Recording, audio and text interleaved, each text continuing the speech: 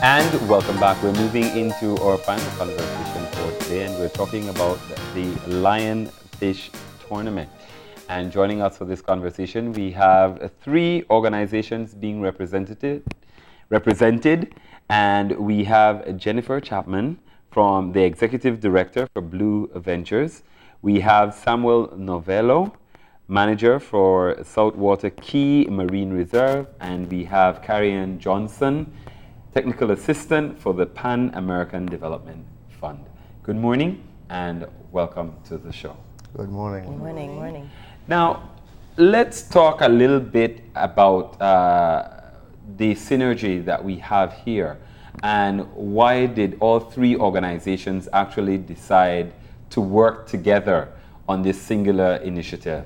So PADF, we've been working in Dangriga for the year, and we noticed that a lot of organizations have been doing similar work and just not knowing that they're doing the same thing. So we had a quick discussion with Mr. Novello at the Fisheries Department, and he talked about wanting to bring a lionfish tournament to Dangriga. And we also had discussions with Hamanasi. They also engage in lionfish hunting. And Oceana, they participated in a lionfish tournament in Kikauka. So knowing that there were all these partners interested in the same thing, we brought them together to one meeting, and everyone was on board, and I think from then the rest is history. Now, obviously we've been talking about the lionfish situation in the country. Is it improving or is it worsening? Where are we in terms of a status update? So I can give a status update because just at the end of 2015, we finished the most comprehensive set of surveys to date across the whole country. And I'm really happy to report that we're doing well. So despite the fact that lionfish populations, we know that they grow quickly, they reproduce quickly, they're hard to control, we see that the populations in Belize are averaging at 5 to 10 per hectare, which is considered low on a regional level. Definitely lower than our neighbors, and so I think that we really need to give a big thumbs up to fishers and to tour guides who are really taking this issue in their hands and doing a good job. What are some of the contributing factors to mitigate the impact of the lionfish in our waters? What we're doing right now.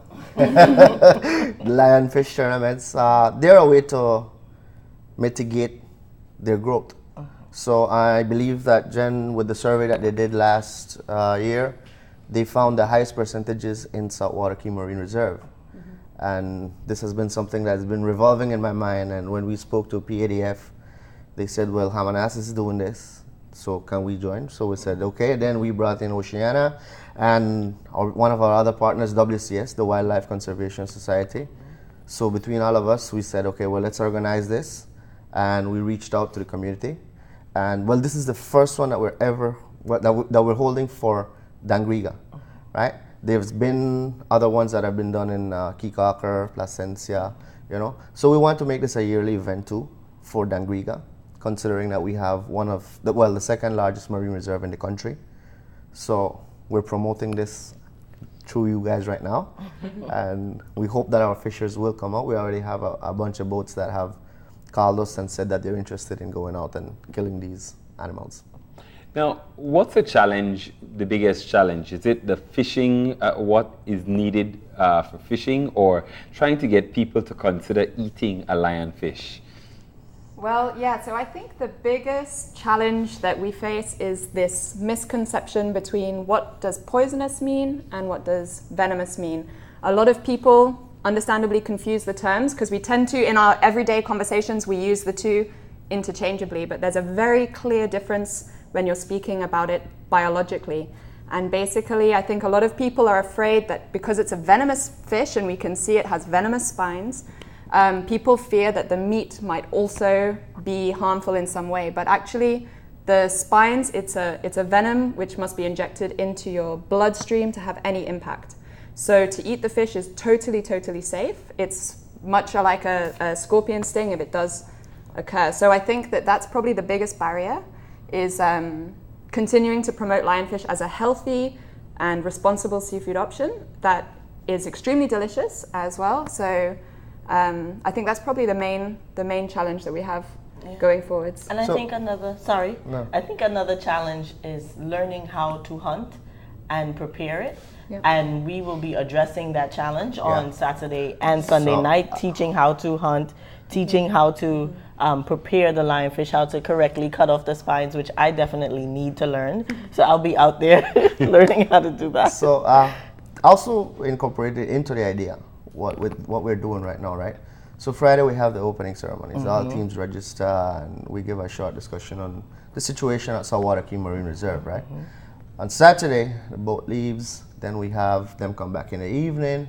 We're gonna have the Anguilla Cable Vision airing everything that we do, videoing the stuff that we're doing with the lionfish. So we're promoting also a market for the lionfish. Thanks to Mr. Christopher Quillen from Mayans Lambayard. He will be purchasing all the meat that the fishers bring in, all the fillet. So he's gonna be paying between $9 and $10 a pound. So whatever, and that's an extra incentive to the fishers. They're not just going out and they're going to stay with that. 30% of whatever they capture is going to go to the final event on Sunday, where we'll have a cook-off. So Chef Sean Quillen is going to be there. Hamanas is bringing their chef. We're inviting all the restaurants to come out. We're going to have a cook-off. You know, we're going to try to do the best ceviche, boil up, chudong, whatever we can do out of the lionfish. We're going to promote that on that day. It's going to be a lionfish punta extravaganza. All right? We got Sweet Pain band for the day there with us. So it's going to be a beach punta, lionfish, cook-off, everything. That's the Sunday. Oh, yeah. And we have the ladies from the Sartanea Women's Group. They're going to come and teach people how to do the artisanal artifacts out of the lionfish fins. So we're incorporating a lot of stuff into this. Now, when you talk about one of the keywords that Carrie-Anne said was hunt, because when you think about fishing, people don't necessarily put it in that context. What makes the capture of the lionfish a little bit more challenging? Well, so lionfish very rarely bite a line. So it's not unheard of. It does happen from time to time, but they don't really tend to bite line. I think it's because they have such a great prey availability. They can eat anything and they're very effective predators, so they don't really need to go chasing something on a hook. I think that might be the reason. So really, and they can't be trapped very easily either. They don't really go inside traps, or if they do, they just swim right out again because they live inside caves and crevices. So the best way to catch them is really with a spear.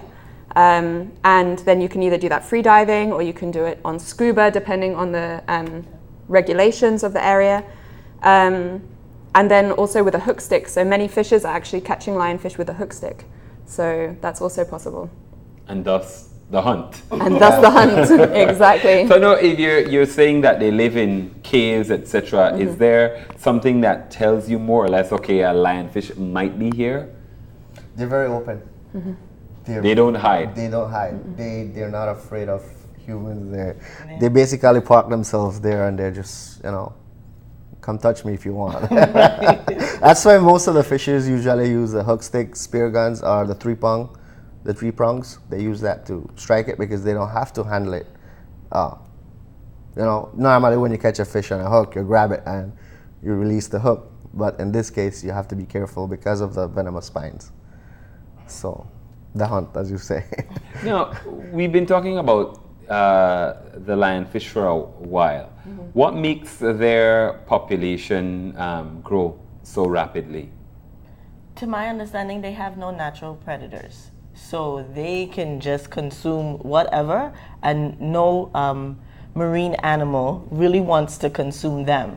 So the benefit is that human as a natural predator, we consume at a high rate. So once we are able to consume more lionfish, then we will be able to reduce the numbers as Jen mentioned. Yeah.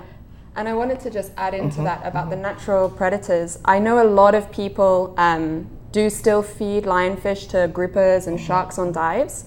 And I just want to take this opportunity to please ask all tour guides out there, please don't do that, because studies do show that although the venom is not fatal to humans, it does kill the majority of fish if they get the spine, and they don't have hands and scissors to remove them. So it can have very negative health effects on our predators that we really need to keep in the sea. So please don't go feeding lionfish to predators, even if you see that they're accustomed to it. It's been widely discussed across forums, across the entire wider Caribbean region, and that's the recommendation coming out is don't do that. So that's our job, is to eat the lionfish, really. Now, I think Samuel said that we have one of the largest populations based on the census or the survey that you did last year in Saltwater Key Marine Reserve. When you're talking about reserves and what people can do in there, how are the legislations actually how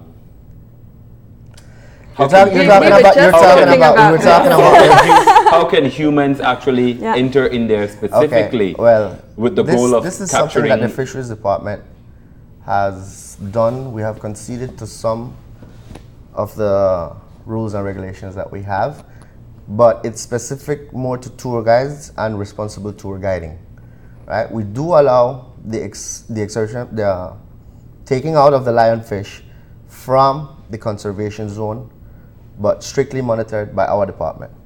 So in the case of this tournament, we're going to allow all the fishes outside of the conservation zone, right? The conservation zone or replenishment zone, as we call it, we're only going to allow responsible tour guides that we know. In the case of Hamanasi, we know that they've been doing this for a while. So we're going to allow them in the conservation zone to extract the lionfish. We have another group of divers coming out from Jaguar Reef. So we know these are tour guides that are not out there to take out any of the other products from the Marine Reserve conservation zone.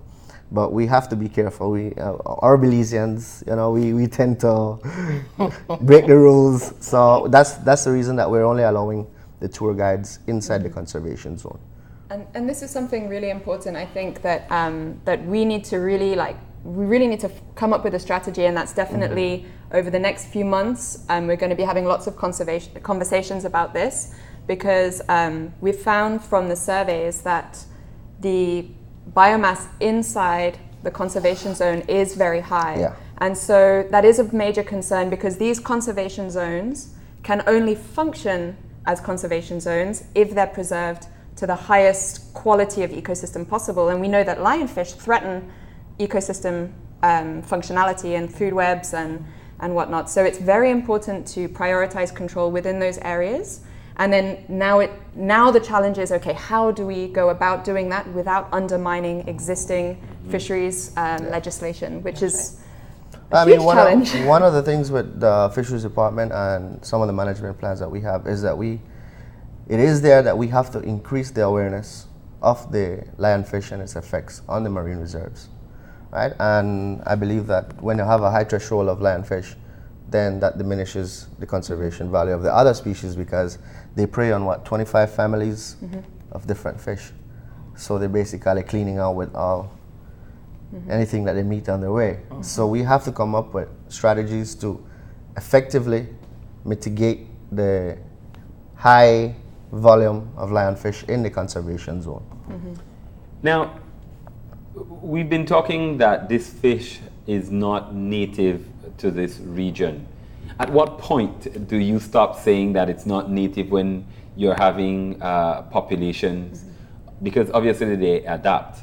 So when does that conversation change to say that this is something that we're going to see in different areas, and how do we manage the populations regardless of where we find them, whether they're in a reserve or whether they're in another open area? Because people may still not have the experience or the expertise to actually fish them, even if they, or hunt them, if they actually come in contact with them. So, I mean, they will always be an invasive species because they're not from here. But that conversation has already kind of shifted, because we know normally when an invasive species comes in, the response from a conservation body or government agency would be to eradicate it, to try and get rid of it. And that was the initial response with lionfish. but we see that eradication is not possible. They reproduce too quickly.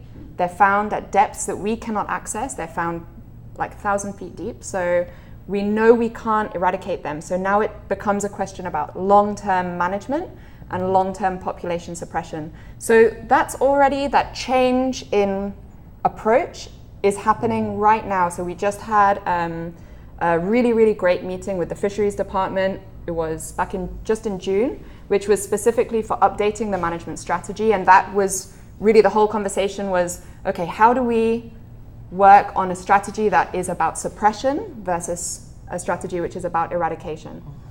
This is one of our strategies right now, the Lionfish tournament. And so the tournaments are such an important part of that. It's multi-stakeholder, really. The approach to lionfish really requires consumers, anybody who eats seafood, that you can have your part in lionfish management, scuba divers, tour guides, definitely fishers are a key I think stakeholder. this is actually the first lionfish of its tournament of its kind, because we're incorporating the market. We're showing people how to effectively fillet it, capture it, trap it. We have them doing the artisanal stuff. So we're making everyone see the market value in the species, And by doing that also we are going to mitigate the population. Traditionally, one of the biggest challenges has to do with cultural norms when it comes to consuming any kind of species. Because we've been talking for a long time that even within Belize's construct, we do more within the reef kind of fishing. We don't do beyond that. And getting people to move beyond grouper or snapper or whatever they normally eat is a huge challenge.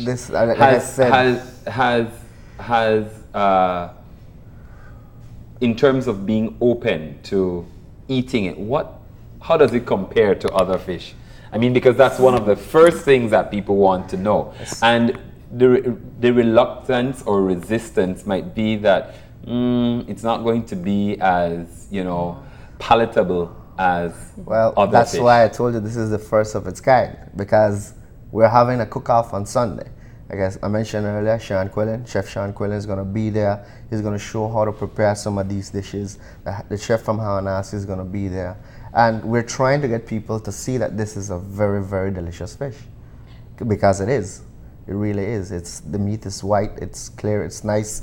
The texture of it, it's an amazing fish. So we're trying to take that fear out of people, it's poisonous. But that's what we're trying to do. We're trying to let them see that this is a good meat. To me, it's like a cross between a barracuda and a snapper. It's the same type of flesh. It can be flaky. So you can make lionfish fritters. You can make lionfish with hadut. So we're really trying to get people to understand that the lionfish can be used in so many different ways that fishers can see that there's a market and an interest in it, and they can start hunting it. I think in the north there are a number of different restaurants, and even in the islands, in the Keys, the San Pedro and Kikoka, there are a number of different restaurants that use it, because the first time I had lionfish was in Kikoka. So we're trying to get that type of interest to happen in Dangriga, in the south, so that more fishers can go out there and hunt lionfish, and more families can see that it's available and can start eating it and using it. So I want to be able to have lionfish fritters when I'm on the bus waiting to get to Belmopan. Do you think it's gotten to the point, because generally at one point in Belize people would ask what fish is being served. Then it got to a point where they just wanted fish. Yeah. Do you think it's going to get to a point where people will say, because of their interest in suppressing the lionfish population, to actually request lionfish meat? I think so. I mean, we've been working a lot with restaurants as well, and so right now we've seen a big uptake amongst, especially those kind of sort of higher end restaurants that are really have adopted lionfish. We now find that 9% of restaurants in Belize, so you have at least one restaurant in every district that is serving lionfish. So anybody who's interested, you can hunt out your local restaurant serving lionfish, and there is one somewhere in your district. Is there a listing that is available somewhere to say we serve lionfish? We are working on putting a listing together. Okay. We're going to be putting that up we will be putting that up, but we haven't got it out as yet. But you can always get in touch with me, Jen at blueventures.org. I'll be very happy to have a look, see where you are and see what restaurant is nearby that's serving lionfish. But when we speak with the restaurants, they do tell us that every now and then you have people coming in specifically requesting lionfish, and sometimes that was the motivating factor for the restaurant to start serving it. So as a consumer, you can request lionfish, and they might not have it today, but they might have it next week. So it's an exotic species. It's gonna get to that point, you know. So let's jump a little bit into the tournament itself. We know that on Saturday you'll have the hunt aspect Saturday of it. and Sunday. Saturday Sunday and half day. Okay, so let's talk about who qualifies, because you said that it was restricted. Let's say to a certain extent. Restricted only in the conservation zone. Yeah. Right? But if you have a boat, William, and you want to come down to Dangriga on Saturday, just make sure you register and you can take your own team out there. We're giving prizes away: best female diver, oldest diver, youngest diver. We're promoting it in a way that we are not restricting this only to fishermen. We want the community at large to come out and participate. So if you guys have a boat and all your kids know how to dive and they got the 3 prongs, go ahead. So is it going to be for the most capture in terms of fish themselves or pounds? We haven't quite discussed that yet, but we believe I think we're gonna go with pounds. Right? It's most logical that if you catch the most amount of pounds, but we will be giving a prize away for the most fishes. So what are the prizes? Well, first prize as is right now, we have 2,500. First prize. I mean, we have to make it enticing so that we have a whole community. Like I told you, it's open to anyone. There's no registration fee. So you just have to follow the rules and the guidelines that we place. We're going to have, my department, Fisheries, is going to have its boats out doing enforcement, making sure that everyone's abiding by the rules. But it's... And it starts at what time? Well, the opening ceremony is on Friday. We start at 6:30. The following morning, we'll be out there from 6 in the morning. That's when the boats will head out. Checking all the boats that will be heading out. We have 3 landing stations, Twin Key, Hopkins, and Dangriga at the Wynot Pier. So the first day everybody goes out, they have to come back in by 4 o'clock, where we'll do the culling and take video of what we're doing, measurements, biomass, fish, content, all of that stuff. 3 landing stations. On Sunday, all the boats come to Wynot Island. So we have one central event for Sunday. And like I said, we're doing this. That's where we'll have the day fair. If Open Your Eyes wants to come and set up their booth, there's no charge for that. Also, everything is basically free. You know, we just want the community to come out and participate. And the cook-off itself on the Sunday, it's not a competition; it's more an exhibition from certain chefs. It's a competition. It's a competition as well.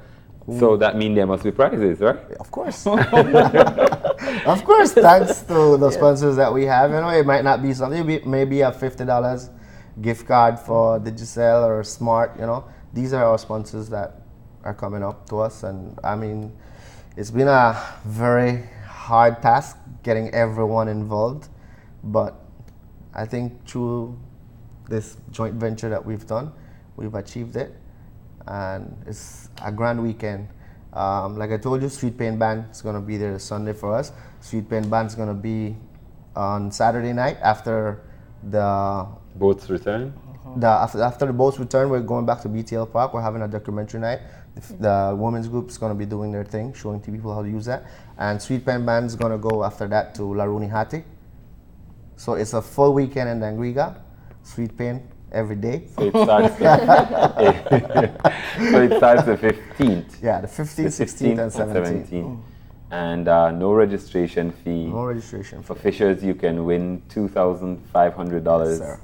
And of course, you can help to suppress the lionfish population. Any final words?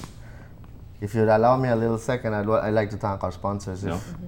No? Go ahead. I'm joking. Yeah, well, I mean, everyone came up. I mean, I'm giving out to everyone that has assisted. Obviously, Sean Quillen, Belize Situation Limited, Smart, Shybel Service Station, Z-Best Blocks, Yaman, Dangriga Cable Vision, Hamada Radio Station, NGC, the Dangriga Town Council. Thanks to them, we're using the BTL Park for both nights, and the Wynot Island on Sunday. Bowen and Bowen, the Honorable Frank Papamena, Puma Service Station, Bucks Best Buy, Challengers Hotel, Maya Island Air, Tropic Air, MLP Pinell and Associates, Zetro Belize, Blue Marlin Lodge, Jago Reef, Coco Plum, Mayan Lumberyard, King Burger, Devon Castillo, Family City, Sean Quillen, and obviously the artists that are doing the flyers for us and the posters, Mr. Byron Sanchez and Fitzroy Chan.